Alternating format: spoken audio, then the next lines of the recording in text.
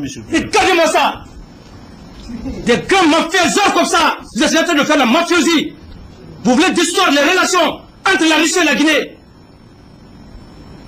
Regardez-moi ça. Attention, une histoire incroyable se joue la toile.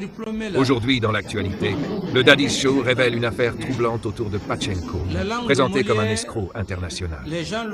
Selon plusieurs témoignages, cet individu aurait mis en place des stratégies pour tromper et manipuler les victimes à grande échelle, profitant de la confiance et de la naïveté de certaines personnes. Cette affaire suscite colère et inquiétude, car elle montre à quel point les arnaques peuvent être bien organisées et dangereuses. Restez vigilants et informés.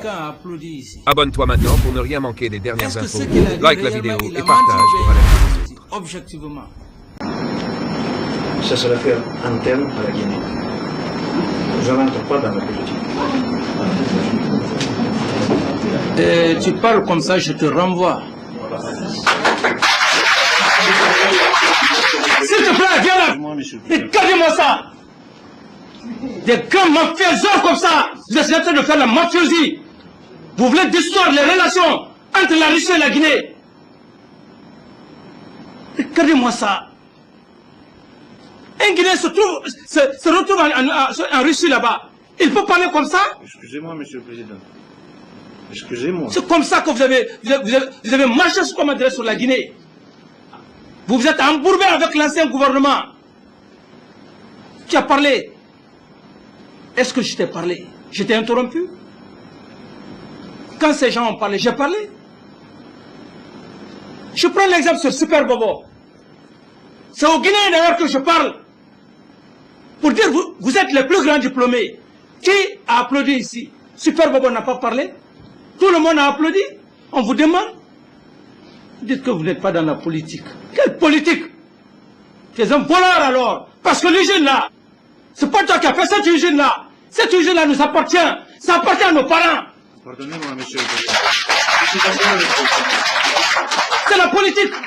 Quand on parle de l'achat, du rachat d'une usine, c'est une politique. C'est la politique. Aujourd'hui maintenant, on a des gens qui sont sur notre dos. Tu es couché, tu es tranquille. C'est encore plus grave que la politique. C'est le machiavélisme. C'est la politique. C'est la subversion. Est-ce que Super Bobo a parlé de la politique? Il a parlé clairement et nettement. Il n'a même pas pris ton exemple. Il a pris sur tous les Guinéens. Excusez-moi, je ne comprends pas tout, peut-être. Oui. J'ai dit ce que Super Bobo a dit. Est-ce que c'est faux ou bien c'est réel? Répondez à la question. C'est réel, Monsieur le Président.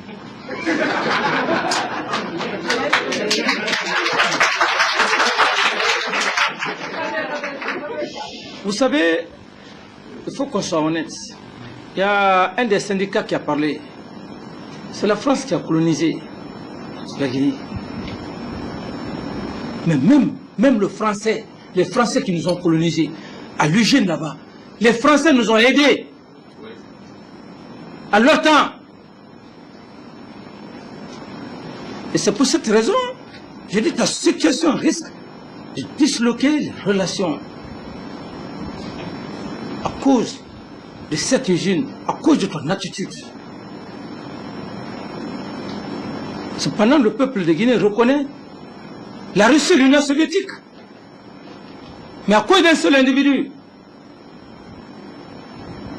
Et Super Bobo, il a parlé clairement. Et tu crois que cette usine qu'on est en train de... Il y a plein de trucs. Tu n'as pas vu le directeur général de la CBG qui est venu des États-Unis? Tu as vu tout le respect que je lui ai accordé ici? Si tu n'as pas eu la chance, cherche à voir ça. La bande. Avec tout le respect, tout le comportement.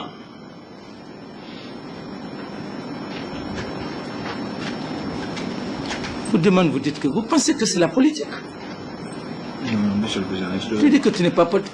Est-ce qu'on est en train de parler... Attends, on est en train de parler de partis politiques ici? Non, je vous demande. Est-ce qu'on discute un problème de parti politique? Non, Monsieur le Président, non. C'est pas l'usine? C'est pas l'économie? C'est l'économie. N'est-ce pas? Oui. Les Guinéens sont perdants. On a des problèmes. Et comment avez-vous fait ce contrat? Ce contrat fait, aujourd'hui on a des problèmes. L'État n'a rien. Et ce n'est pas vous qui avez construit cette usine.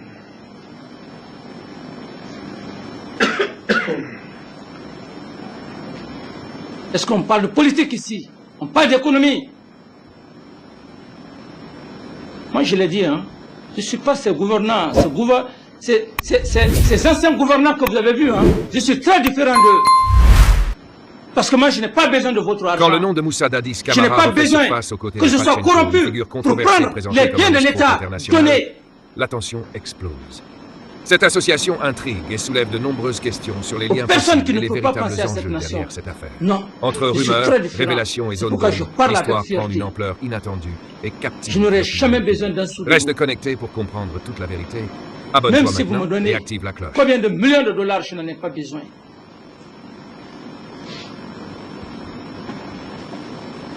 Vous l'avez vu, avec la SAD, 22 millions. À un moment donné, j'ai refusé. J'ai aujourd'hui le dossier. Les 22 millions sont déjà au niveau de la Banque centrale. Monsieur le secrétaire général, les 22 millions, Ils sont déjà à la Banque centrale, ils sont domiciliés là-bas. n'est-ce pas? Oui, Mais vous pensez que nous sommes en train... Tu es en train de blaguer avec la vie d'une nation. jamais, Monsieur le Président. Tu blagues avec la vie d'une nation.